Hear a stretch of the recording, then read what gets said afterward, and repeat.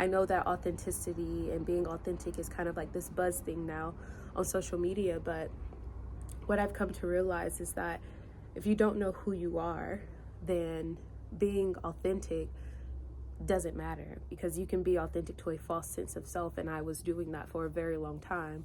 But it is when you are able to sit with yourself, and I talked about this in the previous video about how shadow work really helps you transform different aspects of yourself. There's so much to you that you have yet to realize. There's so much to you that you're still uncovering, but it is the journey. It is the journey of self-awareness. It is this journey of self-discovery that really reveals these aspects.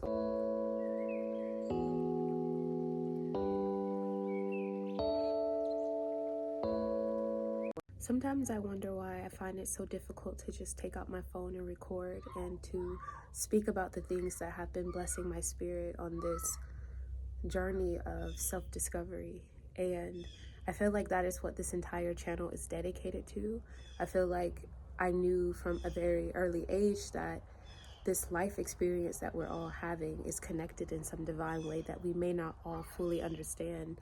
And I would never claim to know how the universe works, how God works, but I do know that there are certain things that I hear, there are certain stories from people that I've crossed paths with in life that I've heard that have truly awakened a deeper part of me. And I've always admired that, and they say that what you admire just highlights an aspect of what's inside of you. And I guess I know that I've always wanted to serve as a teacher, as a guide. Like, I've spent 11 years as a student, and I know that I will forever be a student of life. But I don't know why. Sometimes I still struggle with using my voice to help people. And I know that it comes from just years of not doing it. When I first got into college, when I was in undergrad, I used to suffer with really bad anxiety, and I used to have panic attacks that used to send me to the nurse's office, and it was just a very difficult time, but I still had this goal of finishing school. And so I kind of just ignored my mental health for many, many years and continued to go down that path of higher education. And one day I was having a conversation with my mom, and she said, "Baby, you struggle with so much anxiety because you have so much to say and you never do." And I was someone who definitely considered myself an introvert. I still kind of consider myself an introvert because I recharge very easily in isolation. But here recently, as I've been kind of uncovering and remembering the aspects of who I am, the various aspects of who I am, I found myself actually gaining energy from different social crowds. And now I'm starting to piece some things together, and I'm like, you know what, maybe it wasn't just crowds, maybe it was just the type of crowds that I was hanging around in. But I digress. But she said that, and once I really sat with that awareness, I recognized that when we have so much to say, when there's something in our heart that we know we're being urged to say for whatever reason, call it intuition, call it God, call it spirit, universe, whatever we know that we're being led to say or pushed to say, and we don't say it, it creates this energetic blockage within us where we become shut down in life, and we begin to the way I could describe anxiety was just, it felt like my soul essence was just trying to shake out of my body. Like, it was just so much pressure that I was not relieving. Like, I was just not allowing myself to speak. And so now on this platform where there's so much that I could share about the journey, but then my egoic mind kind of gets in the way and just, tries to convince me that it's not worth saying. But I know that's a lie. I know that's a lie because there are so many people, like I said, on YouTube in my life who have been vulnerable enough to share their journey with me, and it has relieved an aspect. It has given me a greater awareness. So I'm truly doing my best to continue showing up in a way that is authentic. And I know that authenticity and being authentic is kind of like this buzz thing now on social media, but what I've come to realize is that if you don't know who you are, then being authentic doesn't matter, because you can be authentic to a false sense of self, and I was doing that for a very long time. But it is when you are able to sit with yourself, and I talked about this in the previous video about how shadow work really helps you transform different aspects of yourself. There's so much to you that you have yet to realize. There's so much to you that you're still uncovering, but it is the journey. It is the journey of self-awareness. It is this journey of self-discovery that really reveals these aspects, or I think it was the author of The Alchemist that said, maybe the journey of life isn't about becoming anything, but about unbecoming everything we were told to be. And I'm pretty sure I didn't say the whole quote correctly, but just as a paraphrase, it makes sense, right? When I reflect on my own journey, it's felt like a process of really remembering who I am and unlearning these different aspects, because we're all programmed, we're all socialized. My degree is in behavioral science and sociology and social science, and spent years kind of just studying the different aspects of human perception and spirituality, and just really coming to the conclusion that at some level all of us are programmed to think a certain way, to have certain beliefs. And I think it was neuro knowledge who really shook me and held up the mirror so that I could really see that all beliefs are self-limiting. And like sitting with that awareness helped me realize that you can actually choose which beliefs you give your power to. And I think, at least for my path, I've been given my power to so many beliefs that were not serving me. Beliefs about being unworthy, beliefs about my voice or how I showed up in this world, things that I was bullied about or teased about, and just allowed myself to become this shell of myself over the years, because I never used my voice again. But this feels different, and I know that there are many creators on this platform who use their story to support other people, and I watch many of those creators as well. And I'm so grateful for the ones that have developed enough awareness and enough confidence to show up and to help other people on their path. And I feel like as I move into this new season of my life, this is a part of me that I would love to share, love to express. So I don't really know. I feel like with every video I make, I don't really know what I'm going to talk about. I kind of have an idea of how I want to start it, but I'm always willing. Anytime I get a question, that's really how I fell into being a mentor and a coach for students, because students from like all over the place started DMing me, messaging me, emailing me about this, and I would just tell them everything they wanted to know. If they wanted to know about how I got over $700,000 in scholarships, I'll tell them, I'll give them the website links. If they wanted to know how I got into an Ivy League, I would tell them the steps that I took. If they wanted to know how I left the country and moved out of the country and started to live on my own 4 years ago, I'm pretty much an open book. And I love answering the questions for people who come to me, because I feel like I said, anything that we experience, it's just an aspect of humanity that is still being explored by other people. And I feel like there's so much to this life experience that so many people don't really talk about. And I learned that when I was in grad school, because I used to feel like I was the only grad student who was suffering mentally and emotionally. And I thought it was because of the trauma I experienced from losing a parent at such a young age, and then going through that process of moving so many times after that, and dealing with so many financial hardships and stuff as a student, and even before that, after my dad died. So I think it's interesting because when I started speaking to other grad students, I realized that many of them felt just as lost as I did.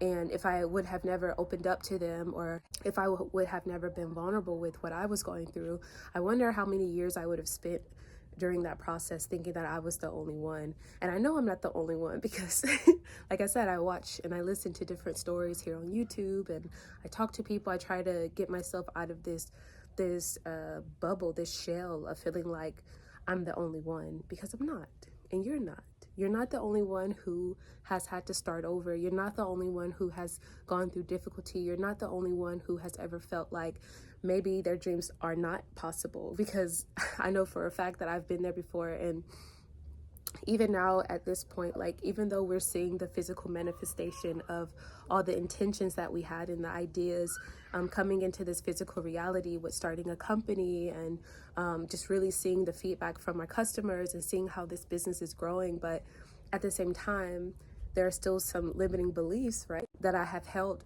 for years. So I think it's just a process of, like I said, letting go, remembering who you are, questioning everything, And I feel like for the most part, the Western society teaches us not to have questions. They want us to fall in line. They want us to be kind of like a doormat, because when you're in fear, when you're broke, when you're uneducated or misinformed, I guess is a better word, then you're easier to manipulate, you're easier to control. And no one has that type of power over you unless it is given. You know, like we don't have to continue giving our power to systems that do not care about us, do not value the soul essence of who we are. And is it hard to start over? Is it hard to allow yourself to let the foundation that was built in fear crumble? Yes, it is super difficult to go through that process, but it is also 110% worth it, because once you let that foundation fall away and you start building your foundation on faith, on love, on joy, on freedom, personal freedom, autonomy, then so much more happens, so much more becomes available to you. It's almost as if you become this a magnet for everything that is like you.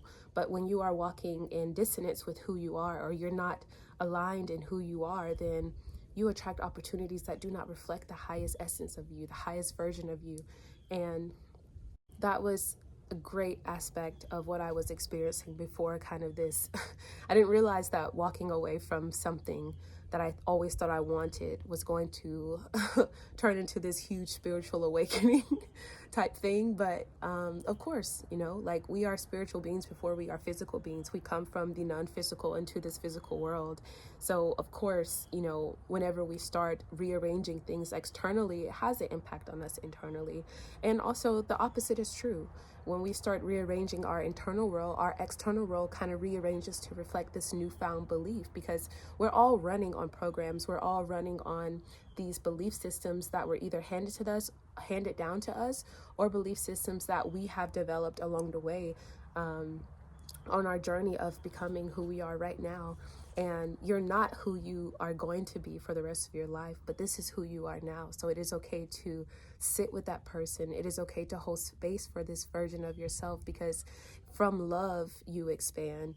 But if we are fearful, or if we hate ourselves, or don't give ourselves the time to really sit with who we are, then it's difficult to move forward from this place with a sense of gratitude, a sense of belonging in this world. And I try not to speak so much about myself, but I mentioned this before, like my journey is the only journey I know. I don't know anyone else's story. I don't know how to talk about these things from a place of it being outside of me, because I have gone through these things and I am going through these things. But also I know I'm not the only one. And maybe something that some insight that I've discovered on this journey can also help you, because we're all connected in this cosmic web of life. So I just want to do my part in talking about things that have been serving me, things that have been uplifting me, and in that process, hopefully uplifting someone else. You know, like I would never claim to have it all figured out,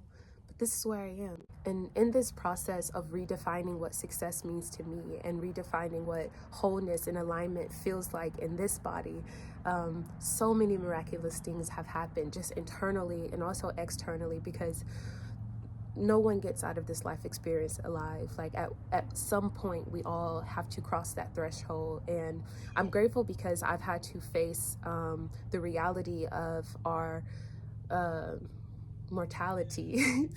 I was not trying to rhyme, but especially for such a serious topic. But seriously, I've had to face that aspect at a very young age when I lost my dad, and just realizing that eventually we all have to say goodbye. And I don't want to live a life that is rooted in fear, because then I would have never lived. I would have never allowed myself to be expressed the way that God intended me to be expressed. I would have never allowed myself to touch the depths of life so intimately. And to me, that's the most important thing, because I've lived so many years of my life being disconnected from my body, disconnected from the truth of who I am. And that that about took me out. Honestly, I did get to a point in my journey where it was super, super dark, and I'm just so grateful to be on the other side of that. And most importantly, I'm so grateful to be able to share the tools and the insights that has helped me get to the other side of that, because a big part of it was mentorship. A big part of it was having people see this version of me before I could, and to have people show me a greater perspective in life, because usually when we're in our story, it's really difficult for us to see the thing. It's very difficult for us to know that there's something else outside of that. So again, I'm gonna do my best to keep uploading, and with the questions that I get, I will continue to share anything and everything that has helped me on this path of becoming, on this journey of self-discovery. That is everything that I have ever written about, and everything that I've ever spoken about was just the path of becoming the highest and the greatest essence of who you are. And it was so easy for me, honestly, to walk away from a timeline that did not reflect that for me, because I can't preach autonomy. I can't preach self-awareness and alignment and all these other things that come with living a free life if I'm not willing to take those steps myself. So wherever you are on your journey, I hope you know that you seriously are not alone. It just feels that way because we're living in a bubble, and once we start to look outside of that bubble and start to make those connections with the people around us, and even watching content like this, like, that helps. It helps a lot. It helps a lot to gain a greater perspective of this walk through life, because it's not easy, but it's also very beautiful too, if we allow it to be. So I will definitely see you in the next video. Hopefully I don't sound too all over the place, but like I said, I'm still finding my voice. But the only way you're going to find your voice is if you use it, if you exercise it, because you don't just walk in the gym one day and expect to get, ripped. Like, you have to keep putting in those reps. So this is me putting in the reps, showing up, and using my story to help uplift and inspire other people on this journey through life. So I'll see you in the next video. Thanks. Bye. Before I go, I want to show you these blossoms on the tree.